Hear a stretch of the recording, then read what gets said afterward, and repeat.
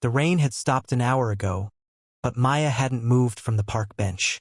Her mascara had long since run down her cheeks, leaving dark streaks that she didn't bother to wipe away. The engagement ring in her pocket felt like it weighed 1,000 pounds, though it was probably no more than 3 carats. 3 carats of lies, she thought bitterly. She'd gone to surprise Jake at his apartment with takeout from his favorite Italian place. They'd been together for 3 years, and she'd been so sure he was the one. So sure that when he'd proposed 6 months ago, she'd said yes without a moment's hesitation. Her mother had cried. Her father had shaken Jake's hand. Everyone had been so happy. The key had turned easily in the lock, just like it always did. She'd even called out cheerfully as she entered, "Honey, I brought dinner." The sounds coming from the bedroom had made her freeze. At first, her brain couldn't process what she was hearing. Then she'd recognized the laugh, high-pitched, distinctive. Sarah, her best friend since college. The woman who'd been her maid of honor at the engagement party. Maya had dropped the food and run. She didn't remember getting to the park, didn't remember sitting down. She just found herself here as the sun began to set, watching couples stroll by with their dogs, watching families pack up their picnic blankets, watching the world continue as if hers hadn't just shattered into pieces. "Excuse me, is this seat taken?" The voice was deep, cultured, with just a hint of an accent she couldn't quite place. Maya looked up, ready to tell whoever it was to leave her alone, but the words died in her throat. The man standing before her was tall, easily over 6 feet, with dark hair that fell perfectly across his forehead and eyes so blue they seemed almost unreal in the fading light. He wore a suit that probably cost more than her car, and even in her devastated state, she could tell it was tailored to perfection. "It's a public bench," she managed to say, her voice hoarse from crying. He sat down, maintaining a respectful distance, and was quiet for a moment. Maya thought he might be one of those weird people who just like to sit near strangers. But then he spoke again. "I find parks quite therapeutic, actually. Something about being surrounded by life continuing to grow and bloom, regardless of the chaos we humans create." He paused. "Though I suppose that sounds rather pretentious." Despite everything, Maya found herself almost smiling. "A little bit, yes." "Alexander Donovan," he said, extending his hand. "Most people call me Alex." Maya stared at his hand for a moment before shaking it. His grip was firm but gentle. "Maya-chun. It's nice to meet you, Maya, though I wish it were under happier circumstances." He gestured vaguely at her tear-stained face. "Forgive me for being presumptuous, but you look like you could use a friendly ear. Or a drink. Possibly both." "I don't even know you," Maya said, but there was no heat in her words. "True, which makes me the perfect person to talk to. No judgment, no history, no expectations. Just a stranger on a park bench." He pulled out a pristine handkerchief from his pocket and offered it to her. "Though if you'd prefer to be alone, I completely understand. I can leave." Maya took the handkerchief and dabbed at her face. It was soft, probably Egyptian cotton or something equally expensive. "My boyfriend, ex-boyfriend, I caught him cheating with my best friend today. About 2 hours ago." Alex winced. "That's particularly cruel." "We were supposed to get married in 4 months, Maya laughed. But it came out more like a sob. "I had the venue booked, the dress bought, the invitations printed. 4 months. And I would have been Mrs. Jacob fucking Harrison." "Thank God you found out before the wedding, then," Alex said simply. "Better a broken engagement than a divorce. Trust me on that 1 inch." Maya looked at him more carefully. He didn't seem old enough to be divorced, but then again, looks could be deceiving. "You're divorced." "Nearly was. Caught my fiancée with her personal trainer 3 weeks before our wedding. Different situation, same betrayal." He leaned back against the bench, his expression distant. 5 years ago now. I thought I'd never recover." "But you did." "I did. Though I won't lie to you, it took time. And I made some poor decisions along the way, trying to fill the void with things that ultimately didn't matter." He turned to look at her. "But I learned something valuable. The right person wouldn't do that to you. Ever. which means Jake wasn't the right person. Everyone tells me that, Maya said tiredly. How I'm lucky, how I dodged a bullet, how I deserve better. But it doesn't make it hurt less. No, Alex agreed. It doesn't. And anyone who tells you it should is lying. You're allowed to grieve, even for something that wasn't good for you. They sat in comfortable silence for a while. The sun had fully set now, and the park lights began to flicker on, casting everything in a warm, golden glow. Maya found herself studying this strange man who'd appeared out of nowhere. He had strong features, a sharp jawline, high cheekbones, a nose that looked like it might have been broken once. His hands were resting on his knees, and she noticed he wore an expensive watch but no other jewelry. Why are you really here? Maya asked suddenly. In the park, I mean. You don't exactly look like the type to take evening strolls. Alex smiled, and it transformed his entire face, making him look younger and more approachable. I had a difficult board meeting today. My company is expanding into new territories, and not everyone agrees with my vision. I find that walking helps me think. He gestured at the bench. And I may have been sitting here for half an hour before you arrived, having my own minor crisis of faith. What kind of company? Technology, primarily.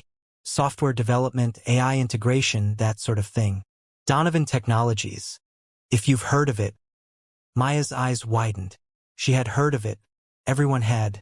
Donovan Technologies was one of the largest tech companies in the world, valued at billions, which meant the man sitting next to her wasn't just rich. He was a billionaire. You're that Alexander Donovan, she said slowly. He grimaced slightly. I prefer just Alex. That makes it sound like I'm a different species. You kind of are. I teach elementary school, 3rd grade. My biggest decision today was whether to give Tommy Martinez a sticker for not eating glue. Alex laughed, a genuine, warm sound. Did he earn the sticker? He did.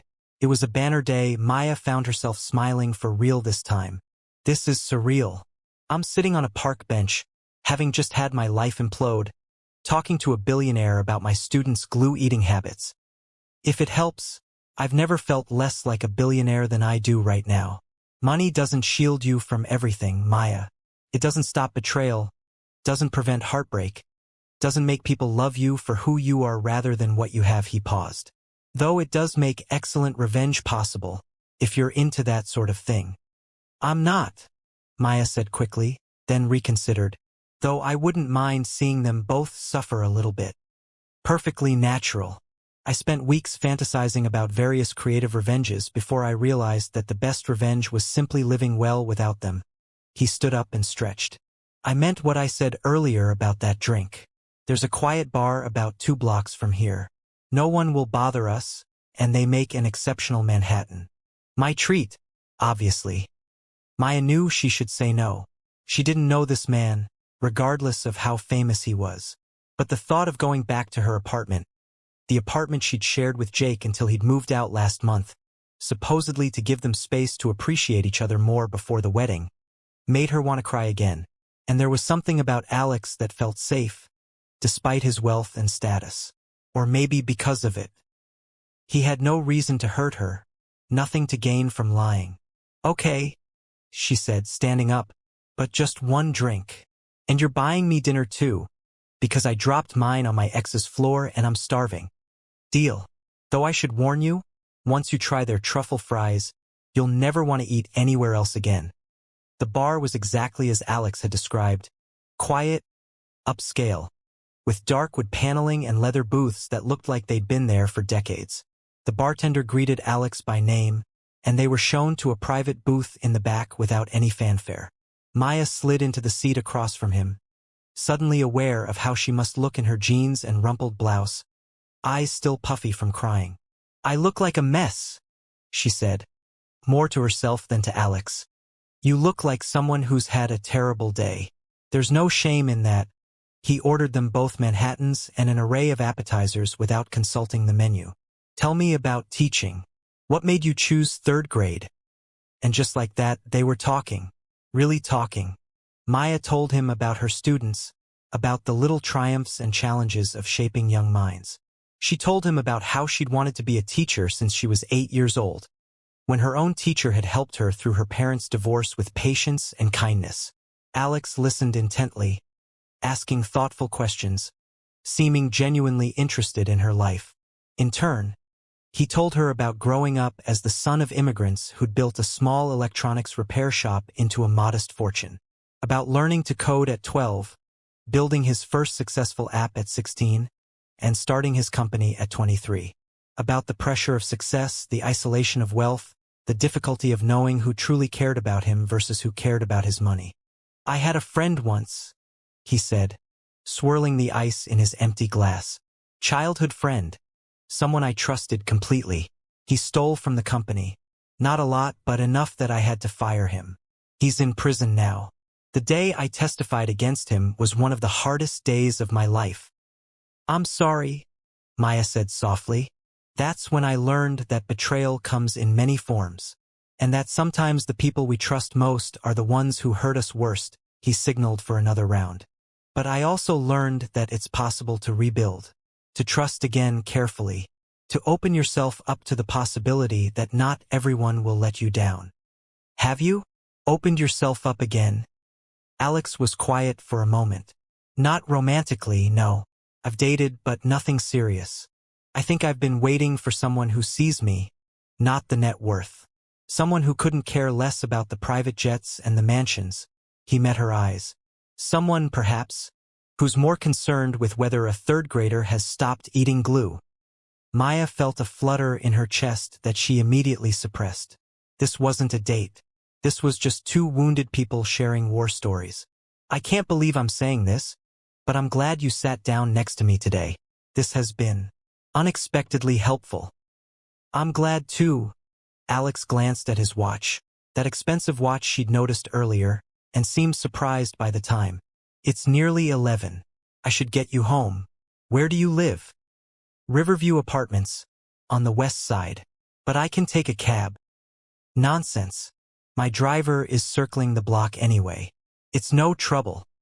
And that's how Maya found herself in the back of a Mercedes limousine, watching the city lights blur past while soft classical music played through hidden speakers.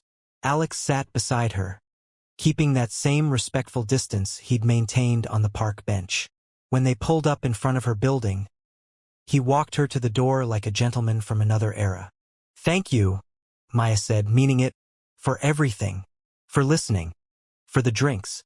For not thinking I'm crazy for pouring my heart out to a complete stranger. Thank you for trusting me with your story."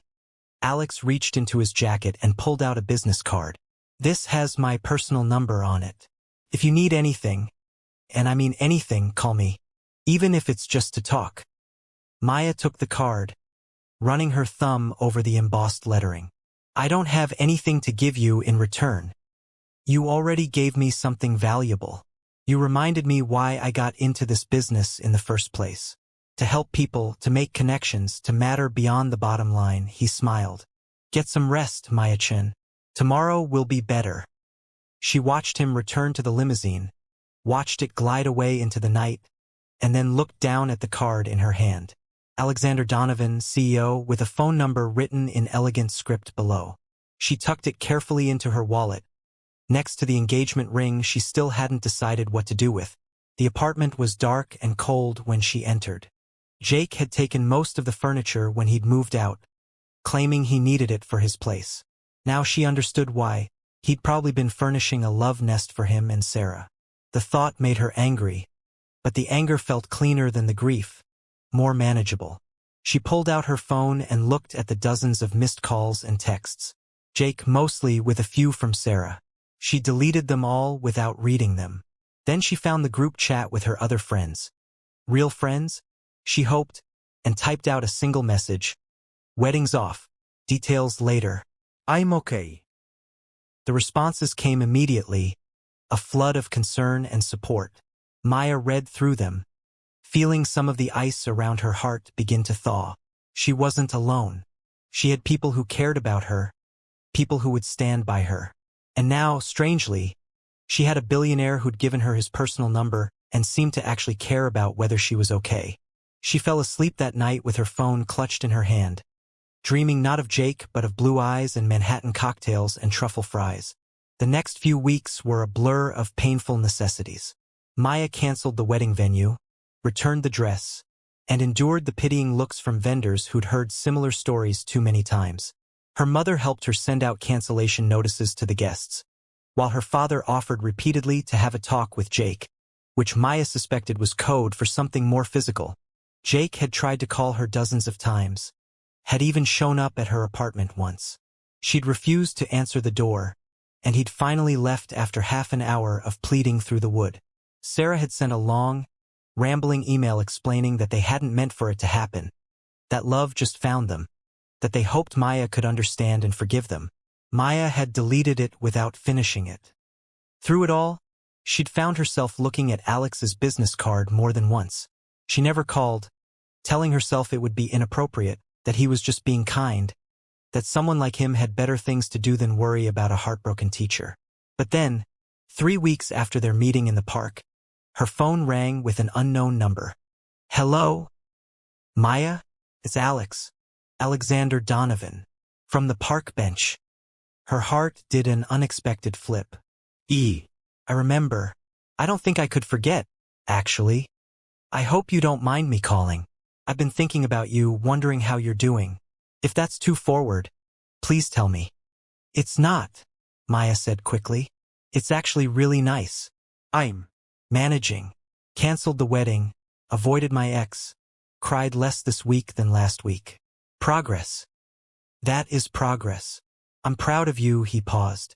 I know this might seem sudden, but I'm having a charity gala this weekend.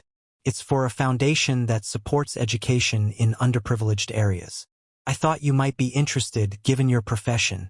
And, if I'm being completely honest, I'd enjoy your company. Maya's first instinct was to say no. She wasn't ready to date, wasn't ready to be around people at some fancy event where she'd surely embarrass herself. But then she thought about sitting alone in her apartment another weekend, staring at the walls and feeling sorry for herself. I don't have anything appropriate to wear to a gala, she said finally. I'll send a stylist to your apartment tomorrow.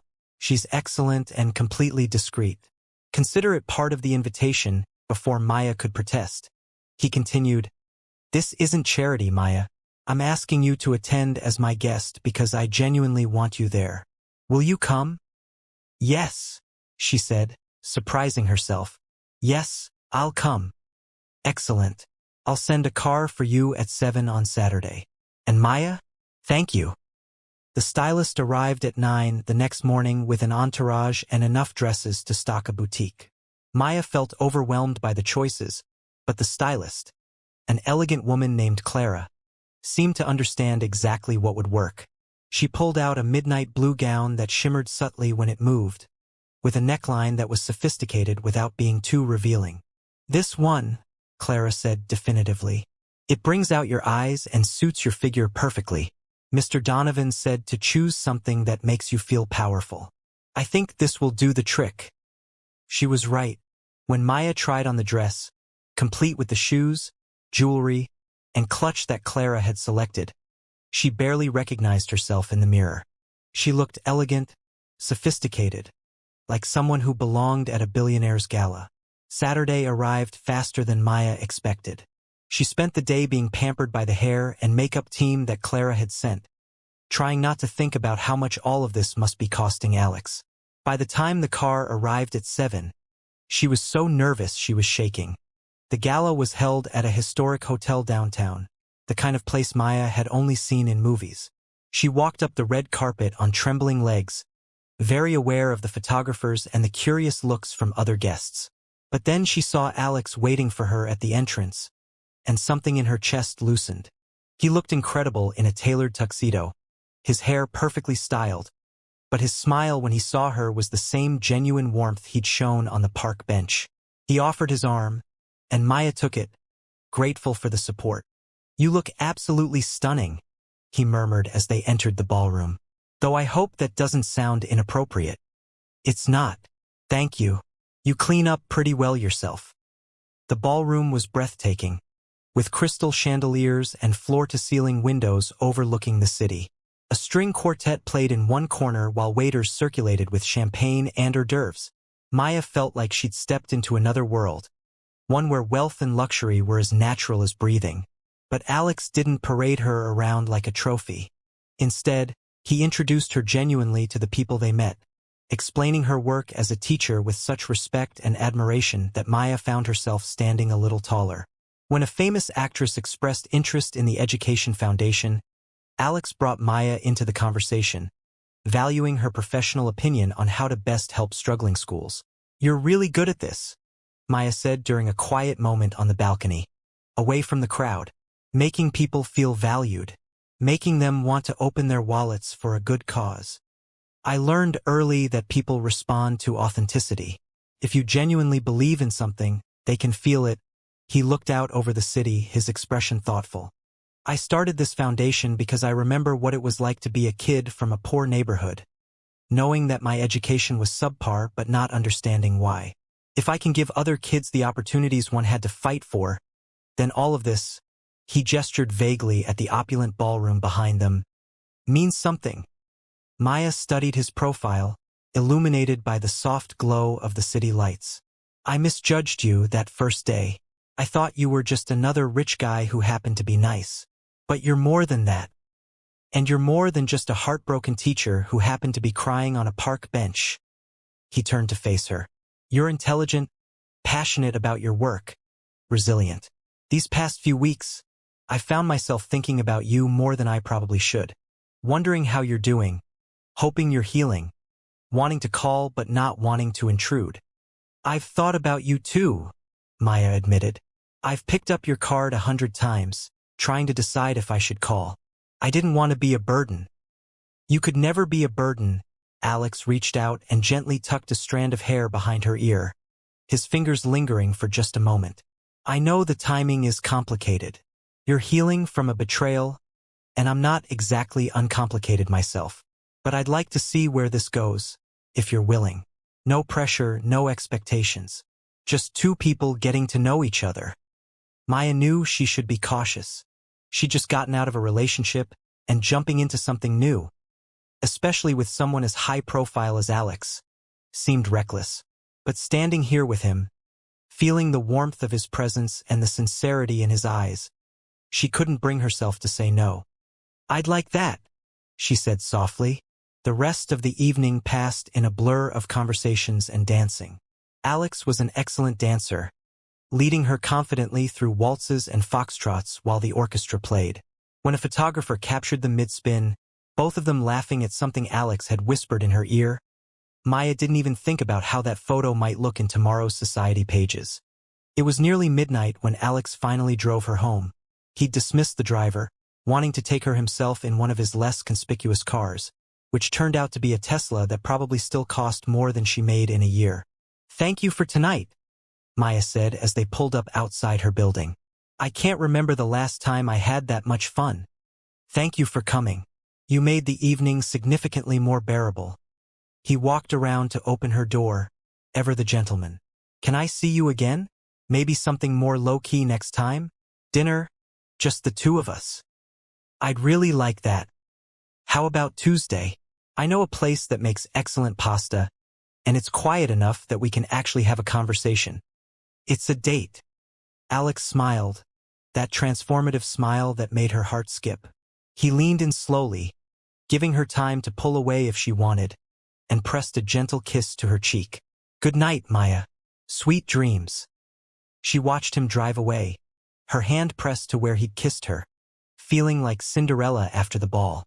Except this fairy tale was just beginning, and she had no idea where it would lead. Tuesday's dinner led to Thursday's coffee. Coffee led to a Saturday afternoon at an art gallery, where Alex patiently explained pieces to Maya while she pretended to understand abstract expressionism. Gallery visits led to movie nights at his penthouse. She'd been stunned by how surprisingly cozy it was despite being worth millions, where they'd argue good-naturedly about whether superhero films counted as cinema. Weeks turned into months, and Maya found herself falling for Alex in a way that was entirely different from what she'd felt for Jake. With Jake, everything had been comfortable, predictable, safe. With Alex, every day brought something new. He challenged her intellectually, supported her emotionally, and made her laugh until her sides hurt. He showed up at her school one day with coffee and donuts for the entire staff, wanting to see her in her element. Watching him kneel down to talk to her students, patiently answering their questions about computers and what it was like to be rich, she'd felt something shift in her chest. This was a man who could command boardrooms full of powerful people but chose to spend his Tuesday morning talking to 8-year-olds about their favorite video games. But it wasn't all perfect. There were challenges. The media attention was intense. Photographs of them together had started appearing in tabloids and gossip websites, with headlines speculating about their relationship. Maya's social media had exploded with friend requests and messages, some supportive, many cruel. People she hadn't spoken to in years suddenly wanted to reconnect, and she couldn't tell who was genuine and who just wanted a connection to Alex's wealth. Then there was the issue of their different worlds. At a business dinner with Alex's associates, Maya had felt painfully out of place as they discussed mergers and acquisitions and stock options. She tried to contribute to the conversation, but her knowledge of finance was limited to balancing her checkbook and her small 401k. One woman, a sharp-featured executive named Victoria, had looked at Maya with barely concealed contempt. "So you're a teacher," Victoria had said, making it sound like an insult. "How quaint. I'm sure that's very fulfilling, working with children." "It is," Maya had replied, keeping her voice even despite the condescension. "There's nothing quite like helping shape the next generation." "I'm sure." Victoria had turned to Alex. "Alex, darling, we should discuss the Singapore expansion. It requires someone who understands international business." Alex had shut the conversation down firmly, making it clear that Victoria's behavior was inappropriate. But later, in the car home, Maya had been quiet. "You're upset," Alex said. "Not a question." "I don't belong in your world," Maya said softly. Tonight made that very clear. Victoria was being a snob. She's always been threatened by anyone she perceives as competition, which, ironically, makes you precisely the kind of person she should respect. Someone who doesn't need my money or status to have value. But she's right, in a way. I don't understand your business. I can't contribute to conversations about quarterly earnings or market strategies. I teach kids their multiplication tables. Alex pulled the car over and turned to face her. "Maya, listen to me. I spend every day surrounded by people who understand balance sheets and profit margins. Do you know how refreshing it is to come home to someone who cares more about whether her student finally understood long division? Who gets excited about book fairs and field trips? Who reminds me that there's more to life than the next deal? But, Nobats, you bring something to my life that I didn't even know I was missing. Authenticity, groundedness, purpose beyond profit." He took her hand. "I don't need another business associate. I need you, exactly as you are." Maya felt tears prick her eyes, but these were different from the tears she'd cried on that park bench months ago. These were tears of gratitude, of feeling seen and valued for who she truly was. "I'm falling in love with you," she whispered, "and that terrifies me." "I know the feeling." Alex cupped her face gently. "I've been in love with you for weeks now, possibly since you told me about Tommy Martinez and his glue-eating habit. Definitely since you laughed at my terrible joke about market volatility and then explained why it wasn't actually funny." "It really wasn't funny," Maya said, but she was smiling through her tears. "I know. You have much better taste in humor than I do." He kissed her softly, a promise and a question all at once. "I love you, Maya-chan. I love your passion and your kindness and your terrible singing voice in the shower, and the way you always steal the last French fry and then look guilty about it." "I love you too," Maya said, and this time when he kissed her, she kissed him back without hesitation or fear. Of course, that's when her phone rang. She almost ignored it, but it was late, and late calls were rarely good news. She glanced at the screen and froze. "It's Jake." Alex's expression darkened slightly, but he said nothing, leaving the decision to her. Maya answered, "What do you want, Jake?" "Maya, thank God. I've been trying to reach you for months. Please, I need to talk to you. It's important. There's nothing you could possibly say that I want to hear. It's about Sarah." She's pregnant, a pause. The baby's not mine. Maya felt like she'd been punched in the gut. What? She cheated on me. With some guy from her gym. She's known for 2 months. And she just told me today. Jake's voice cracked. I know I don't deserve your sympathy after what I did. But I didn't know who else to call. I lost you, and I thought I'd found something real with Sarah. And now that's gone too. And… Jake! Maya interrupted, surprised by how calm she felt. I'm sorry you're hurting. I am, but I'm not the person you call anymore. That bridge is burned, and I'm not interested in rebuilding it. But Maya, I'm hanging up now. I hope you figure things out. I really do. But figure them out without me. She ended the call and looked at Alex. Sarah's pregnant by someone else. Jake's devastated. He wanted comfort. And how do you feel? Maya considered the question, examining her emotions carefully. Satisfied, maybe? That karma is real. But mostly I just feel nothing. He's not my problem anymore. What he did to me, what Sarah did to him, that's their mess to sort out.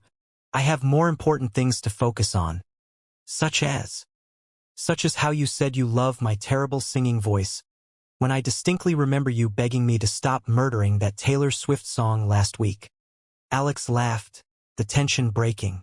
It was a crime against music. I stand by my reaction. You're such a snob. You're snob, he corrected, starting the car again. Come home with me tonight. I'll make you breakfast in the morning. You can cook? I can make excellent scrambled eggs and adequate toast. Don't expect miracles. Maya settled back into her seat, feeling lighter than she had in months. The call from Jake had been jarring, but it had also crystallized something for her. She'd moved on, completely, thoroughly moved on. The man who'd broken her heart was now a stranger she'd once known, while the man beside her was becoming the most important person in her world. The next few months were a whirlwind. Alex's business took him to Tokyo for 2 weeks, and Maya was surprised by how much she missed him. They video called every day, sometimes for hours, talking about everything and nothing. He sent her flowers, not expensive roses but sunflowers, because she'd once mentioned they were her favorite. She sent him care packages of his favorite cookies and bad jokes written on sticky notes. When he returned, tanned and exhausted from endless meetings, the first place he went was her apartment. She opened the door to find him standing there with his tie loosened and his jacket slung over one shoulder, looking at her like she was water in the desert. I missed you, he said simply. I missed you too. They barely made it inside before they were kissing, months of growing attraction and emotional intimacy finally finding physical expression. That night changed everything. Not because of the physical intimacy itself, but because of the vulnerability they showed each other, the trust they built. Afterward, lying in her bed with Alex tracing lazy patterns on her shoulder, Maya felt completely at peace. Move in with me, Alex said suddenly. What? Move in with me. I know it's fast, and I know you value your independence, but I'm tired of sleeping in separate places. I want to wake up with you every morning. I want to come home to you every night. I want this to be our life, not just something we schedule around work and other obligations. Alex, I can't afford to split rent on your penthouse, Maya said, trying to make a joke of it even though her heart was racing. I'm not asking you to pay rent. I'm asking you to share a home with me. He propped himself up on one elbow to look at her. And before you get all independent on me, consider it this way. You'd be saving money on rent that you could use for your students. Don't you always talk about how you wish you could buy more supplies for your classroom? That's manipulative, Maya said, but she was smiling. Is it working? Maybe. I'll convert one of the spare rooms into a craft room for you. You can spread out all your lesson planning and school supplies. We'll get a bigger couch for movie nights. I'll even let you choose the art for the walls, because my interior designer has no sense of warmth. What about my stuff? My furniture? Bring what you want, donate the rest, or put it in storage if you're not ready to let it go. We'll make the space ours, together. Maya thought about her cramped apartment, about the memories of Jake that still lingered in corners despite her attempts to exorcise them. Then she thought about waking up every morning in Alex's arms, about building a life with someone who valued her not despite her career but because of it. "Okay," she said. "Okay, yes, I'll move in with you." Alex's grin was brilliant. "Really? Really? But I'm bringing my terrible couch. It's comfortable, and it has sentimental value. Deal. Though I reserve the right to reupholster it." "You're such a snob," Maya repeated. But this time she said it with pure affection. Moving in together was an adjustment. Alex worked long hours, often bringing work home with him. Maya had papers to grade and lessons to plan.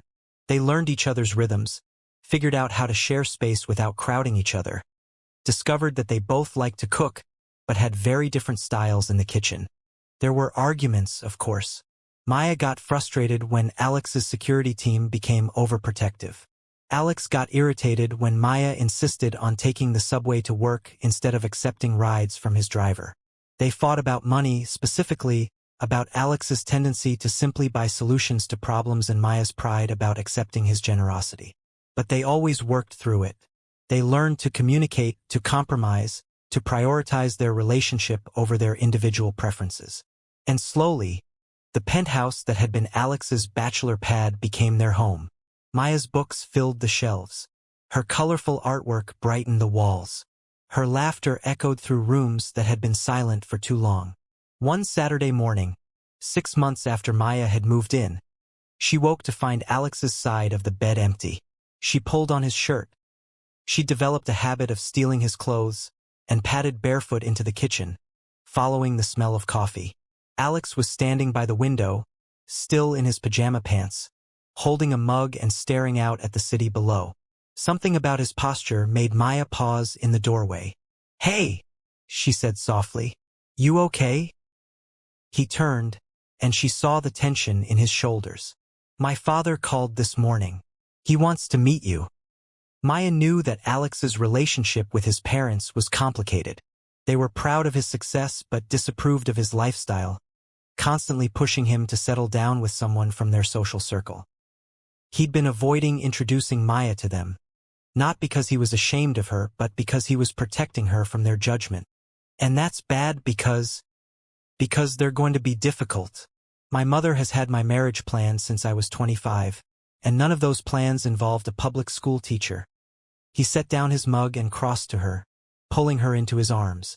"I don't want them to hurt you with their elitism and their expectations." "I can handle it," Maya said, though her stomach was already churning with anxiety. "I handled Victoria at that business dinner, didn't I?" "Victoria is a kitten compared to my mother Alex's side. But you're right. It's time. They're having a family dinner next Saturday. Will you come with me?" "Of course. We're in this together, remember?" The week leading up to the dinner, Maya was a bundle of nerves. She taught her classes on autopilot, barely eating, obsessing over what to wear and what to say. Alex tried to reassure her, but she could tell he was anxious too. When Saturday arrived, Maya chose a conservative dress that was elegant but not flashy, paired with simple jewelry. Alex wore a suit, and they drove to his parents' estate in tense silence. The house was exactly what Maya expected: massive, perfectly landscaped, intimidating in its wealth and history. Alex's mother, Patricia Donovan, greeted them at the door. She was a tall, austere woman with sharp features and eyes that assessed Maya in a single sweeping glance and found her wanting. "Alexander," she said, kissing her son's cheek. "And this must be Maya. How nice to finally meet you." The emphasis on "finally" was clearly a criticism of how long Alex had waited to introduce them. Maya forced a smile. "It's wonderful to meet you, Mrs. Donovan. Thank you for having me." Alex's father, Marcus, was slightly warmer but no less intimidating. He shook Maya's hand firmly and asked her about her work with what seemed like genuine interest, though she couldn't shake the feeling she was being tested. Dinner was a torturous affair. Patricia asked pointed questions about Maya's family, her education, her career prospects. Each question felt designed to highlight the gulf between their worlds. When Maya mentioned she'd gone to a state university, Patricia's eyebrow raised almost imperceptibly. When she talked about her students, Patricia looked faintly bored. "Teaching is such important work," Patricia said in a tone that suggested it was anything but. "Though I imagine the compensation is rather modest. Alexander has mentioned you live with him now. How convenient for you."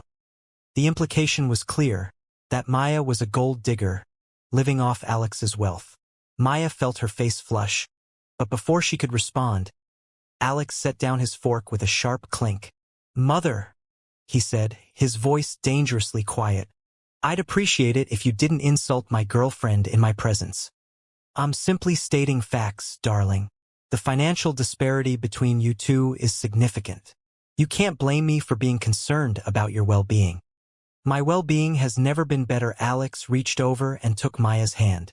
"Maya makes me happy in ways I didn't know were possible.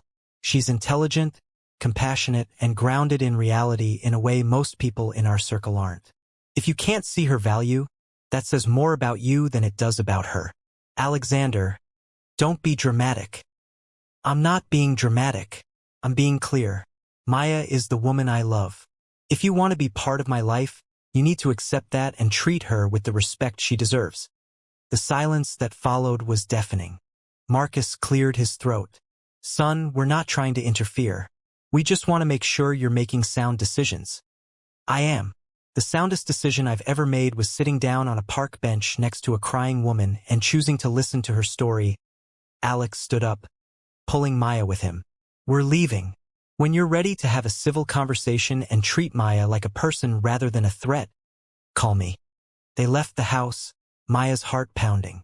As soon as they were in the car, she turned to Alex. "I'm so sorry.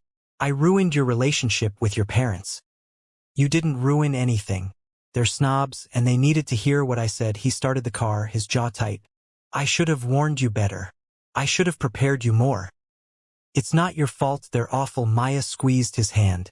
"But Alex, I don't want to come between you and your family." "You're not coming between us. Their prejudice is coming between us." He glanced at her. "Maya, I meant what I said in there. You make me happier than I've ever been. My parents' approval doesn't change that." They drove in silence for a while, but it was a comfortable silence, the kind that comes from understanding each other completely. When they got home, Alex pulled Maya into his arms and held her for a long time. "I'm sorry," he murmured into her hair. "I wanted them to love you as much as I do. Maybe they will eventually, or maybe they won't. But it doesn't matter, because I have you, and you're the only Donovan whose opinion I care about." 2 weeks later, Marcus called. He asked if he and Patricia could come to the penthouse for coffee, on neutral territory. Alex agreed, though he was wary. When they arrived, Patricia looked uncomfortable but determined. "We owe you an apology," she said stiffly to Maya. "Both of us. We were rude and presumptuous. Alexander has made it clear how much you mean to him, and we'd like to start over, if you're willing." It wasn't the warmest apology Maya had ever received, but she could see the effort it took Patricia to say it. "I appreciate that, Mrs. Donovan. I'd like to start over too." The relationship with Alex's parents would never be easy, but it gradually improved. Patricia began to thaw when she attended one of Maya's school events and saw her in her element, commanding a room full of children with patience and skill. Marcus started calling Alex more often, asking about both of them, including Maya in the conversation. Life settled into a rhythm. Maya's students adored hearing carefully edited stories about Mr. Donovan, who sometimes sent gifts for the classroom. Alex's board of directors got used to seeing Maya at company events, and several executives told Alex privately that she was the best thing that had ever happened to him. The anniversary of the day they met was approaching. A full year since Maya had sat crying on that park bench. Alex had been secretive all week, planning something he wouldn't tell her about. When the day arrived, he told her to dress casually and comfortable shoes. "That's all the hints you're giving me?" Maya asked. "Trust me," he said with that smile that still made her heart skip. He drove them to the park, the same park where they'd met. It was a beautiful spring evening, the trees in full bloom, the air warm and fragrant. Alex led her to the bench, and Maya realized there was a small plaque on it now. She leaned closer to read it. In memory of endings that were actually beginnings. She looked at Alex, tears already forming. You dedicated a bench. I wanted to mark the spot where my life changed. He took both her hands in his. Maya, a year ago I was lost. I had everything money could buy and nothing that mattered. Then I found you, crying and heartbroken, and I made the best decision of my life. I asked if the seat was taken. Alex. Let me finish. He took a deep breath, and Maya's heart started pounding as he knelt down on one knee. This year with you has been the happiest of my life. You've taught me what really matters. You've shown me that success isn't measured in dollars but in moments of joy and connection. You've made me want to be better, do better, give more. And I don't want to spend another day without you as my partner in everything. He pulled out a small velvet box and opened it to reveal a stunning ring. A sapphire surrounded by diamonds, the deep blue reminding Maya of the dress she'd worn to that first gala.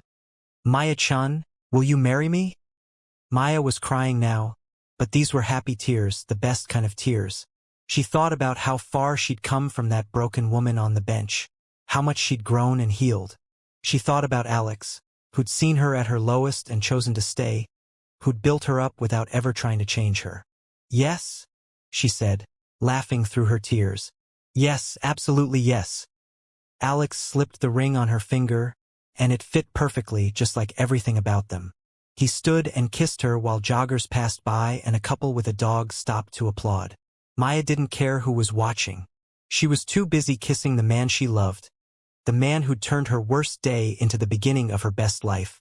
I have a confession, Alex said when they finally broke apart. I knew I was going to marry you about 3 months in, when you made me sit through a 4-hour elementary school musical, and I actually enjoyed it because you were so happy. I have a confession too, Maya said. I knew when you showed up at my school with donuts and let Tommy Martinez explain Minecraft to you for 20 minutes without looking bored once. Tommy's a good kid. His explanation of redstone circuits was actually quite sophisticated. You're such a nerd. You're nerd? He corrected, and Maya laughed. The same laugh that had made him fall in love with her in the first place. They went to dinner after that. Not somewhere fancy but to the quiet bar where they'd had their first drinks together. The bartender recognized them and congratulated them on the engagement, bringing them Manhattans on the house. They toasted to new beginnings, to park benches, to heartbreak that led to healing. You know what's funny? Maya said, looking at her ring. I should probably thank Jake. If he hadn't cheated, I never would have been crying on that bench. I never would have met you. I'd rather not thank him, Alex said dryly. But I understand the sentiment. Sometimes the worst things that happen to us lead to the best things in our lives. Speaking of Jake, did I tell you he's engaged? Alex raised an eyebrow. To Sarah? No, they broke up after the pregnancy thing. He's engaged to someone named Jennifer that he met at a CrossFit class. According to my friend Emma, who stalks social media for me, they got engaged after dating for 2 months. That seems fast. That seems like Jake. He can't stand to be alone, Maya shrugged. I hope he's happy. I really do. But mostly I just don't think about him anymore. Good. He doesn't deserve space in your thoughts. Alex raised his glass. To the future, Mrs. Donovan-to-be. About that, Maya said. I'd like to keep my name professionally. Is that okay? The kids know me as Ms. Chan, and I don't want to confuse them. Keep whatever name makes you happy. You could be Mrs. Smith for all I care, as long as you're mine. The wedding planning was surprisingly stress-free, mostly because Maya and Alex agreed on the important things. They wanted something intimate, meaningful, focused on their love rather than spectacle. Patricia tried to push for a huge society wedding, but Alex firmly declined. In the end, they planned a ceremony for 50 people in the botanical gardens, followed by dinner at their favorite restaurant. Maya's parents adored Alex, which helped.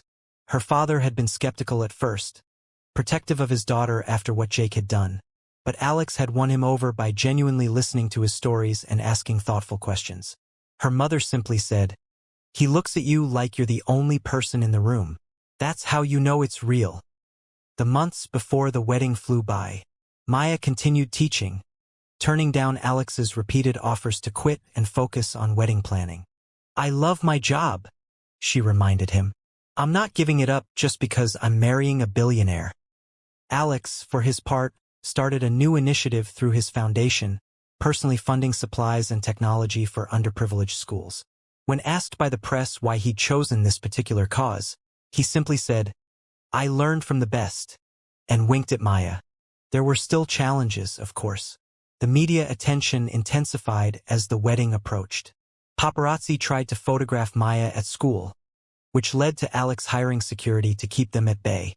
Some of Maya's colleagues treated her differently now, seeing her as Alex's fiancée rather than just their coworker. A few people from her past crawled out of the woodwork, suddenly wanting to reconnect. But through it all, Alex was her rock. When she felt overwhelmed, he reminded her why they were doing this. When she doubted whether she belonged in his world, he showed her all the ways she'd already changed it for the better. And when she woke up in the middle of the night, anxious about the future, he held her and promised that whatever came, they'd face it together. The night before the wedding, Maya couldn't sleep. She stood in the guest room of Alex's parents' house. They'd offered to host the wedding party, and it seemed like a good opportunity to build bridges. Looking out at the stars, there was a soft knock on the door. "Can't sleep either?" Alex asked, stepping inside. "Isn't it bad luck to see the bride before the wedding?" "I'll risk it." He came to stand beside her at the window. "What are you thinking about?" "How different my life is from what I thought it would be. A year and a half ago, I thought I was going to marry Jake. I thought I knew exactly how my life would unfold. And then it all fell apart. Do you regret it? Not Jake specifically, but the path that led you here." Maya turned to look at him, this man who'd changed everything. Not for a second. Every heartbreak, every tear, every moment of pain. It was all worth it to end up here, with you. "Good answer." Alex kissed her forehead. "I should go before your mother catches me and lectures us both about tradition." "Alex, thank you." "For what?" "For sitting down on that bench. For seeing me, really seeing me when I was at my lowest. For loving me not despite my ordinariness but because of it." "You're not ordinary, Maya. You're extraordinary. And tomorrow, I get to marry you, which makes me the luckiest man alive." The wedding day dawned bright and clear. Maya got ready with her mother and closest friends, feeling surprisingly calm. When she slipped into her dress, a simpler, more elegant version of the one she'd bought for Jake, she felt like herself, only better. Her father cried when he saw her. "You look just like your mother did on our wedding day," he said, his voice thick. "I'm so happy for you, sweetheart. This one's a keeper." The ceremony was everything Maya had dreamed of. The botanical gardens were in full bloom, creating a natural cathedral of flowers and greenery. As she walked down the aisle on her father's arm, she saw Alex waiting for her, and the look on his face made her heart soar. He was crying, not bothering to hide his emotion, and she felt her own tears start. They'd written their own vows. Alex went first, his voice steady despite the tears streaming down his face. "Maya, you found me when I was lost and showed me the way home. You've taught me that success is measured not in what we accumulate but in who we love and how we love them. You've shown me that strength comes from vulnerability, that courage is choosing to love again after being hurt. I promise to always see you, to always value you, to always be your partner in everything. I promise to support your dreams as fiercely as you support mine. And I promise to love you with everything I am, for all the days of my life." Maya was crying too hard to speak for a moment. She took a breath and found her voice. "Alex, you sat down on a park bench next to a stranger and changed my life. You've shown me that fairy tales can be real, that Prince Charming exists, and that sometimes the worst moments lead to the best ones. You've loved me at my messiest, supported me at my weakest, and celebrated me at my strongest. I promise to always be your home, your safe space, your greatest cheerleader. I promise to challenge you, to ground you, to remind you what truly matters. And I promise to love you with all that I am, for all the days of our lives." When the officiant pronounced them married, Alex pulled Maya into a kiss that felt like coming home and setting out on an adventure all at once. Their guests erupted in applause, and Maya laughed against Alex's lips, pure joy bubbling up inside her. The reception was perfect. Good food, great music, people they loved. Maya danced with her father, with Alex's father, with her students' parents who'd become friends. Alex gave a speech that made everyone laugh and cry. Patricia gave a speech that was surprisingly warm, welcoming Maya officially into the family. But Maya's favorite moment was late in the evening, when she and Alex snuck away from the party for a few minutes alone. They stood under the stars, still in their wedding clothes, just holding each other. "So," Alex said, "how does it feel to be Mrs. Donovan?" "Professionally, I'm still Ms. Chun," Maya corrected. "But personally, it feels perfect. Any regrets?" "Only that we can't do this all over again tomorrow." Alex laughed. "Give it 50 years. We'll renew our vows." "Deal." They returned to the party hand in hand, ready to celebrate with their loved ones, ready to start this new chapter of their lives. As Maya looked around at the faces of the people who mattered most, she thought about that girl crying on the park bench, broken and lost. She wished she could tell that girl that everything would be okay, that the pain would fade, that something beautiful was waiting just around the corner. But maybe that girl knew already. Maybe that's why she'd said yes when a stranger asked if the seat was taken. Maybe that's why she'd trusted a man she didn't know with her story. Maybe some part of her had recognized that this wasn't an ending but a beginning. Years later, when people asked Maya how she and Alex had met, she'd smile and say they'd met on a park bench. She never mentioned the crying or the heartbreak or the cheating boyfriend. Those details didn't matter anymore. What mattered was that two people had found each other exactly when they needed to, that they'd chosen each other every day since, and that they'd built a life filled with love and laughter and purpose. They'd go on to have 2 children, a boy and a girl, who would grow up knowing that their parents' love story started with a kind gesture and a willingness to be vulnerable. Alex would eventually step back from the day-to-day running of his company to focus on philanthropy, working alongside Maya to improve education across the country.